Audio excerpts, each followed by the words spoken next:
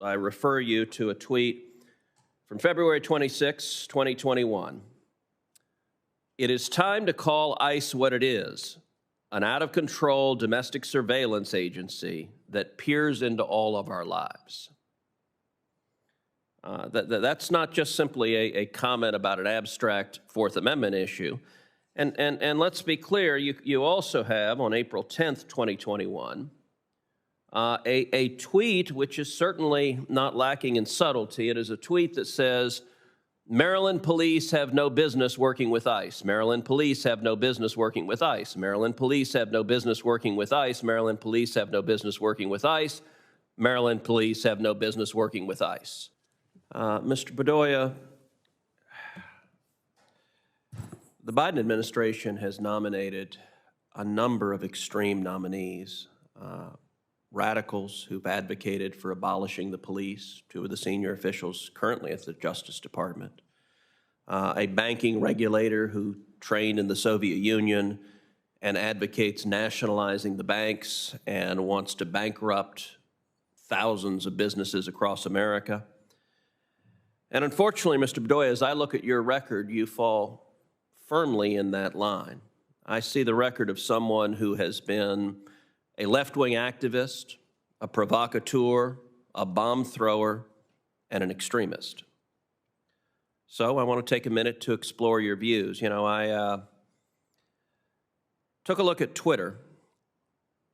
You've been very active on Twitter. Tell me, Mr. Bedoya, what are your views on ICE? Thank you for that question, Senator. I have, as a law professor, called attention to what I see as Fourth Amendment violations in ICE's face recognition searches, and these are measures that have triggered bipartisan oversight by... Okay, let's be clear. I'm not talking about the things you say when you're wearing a suit and tie, talking about Fourth Amendment violations. I'm talking about what you angrily tweet out to the world. I refer you to a tweet from February 26, 2021. It is time to call ICE what it is, an out-of-control domestic surveillance agency that peers into all of our lives.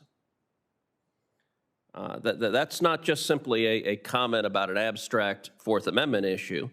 And let's be clear, you also have, on April 10th, 2021, a tweet which is certainly not lacking in subtlety. It is a tweet that says, Maryland police have no business working with ICE. Maryland police have no business working with ICE. Maryland police have no business working with ICE. Maryland police have no business working with ICE. Maryland police have no business working with ICE. So apparently you're calling on state law enforcement to refuse to cooperate in any way with federal immigration enforcement. How do you explain these tweets? Is that, are you with the more radical members of the squad in the House, and are you an advocate for abolishing ICE? I am not, Senator. That last message was rhetoric. The bill that it was posted in support of was a bill to require the government to get a warrant before scanning 7 million Maryland drivers' faces, won the support of one of the most prominent Republicans in our Senate, Senator Christopher West. And so I have occasionally used rhetoric, sir, but I've worked with you and your staff when I was a staffer in 2013. The bill that I helped draft, the Help Separated Children Act, you co-sponsored as an amendment. And so I emphatically believe that if confirmed, I can and will work across the aisle, set aside my politics, to help your constituents and those across the country. And well, let's talk a little bit more rhetoric. Let's take a look at June 23rd, 2018, another tweet you sent. In this case, you're blasting a fellow Democrat. Decorum, directed at Steny Hoyer, the House Whip. Thousands of Latino kids still forcibly separated from their parents, some in cages, and you go on CNN to ask for decorum from members of the Hispanic caucus. You should apologize to those members and to the Latino community. So you're blasting not just ICE, not just federal law enforcement, but you're also blasting Democrats who are not sufficiently extreme to your liking when it comes to immigration. Is that right?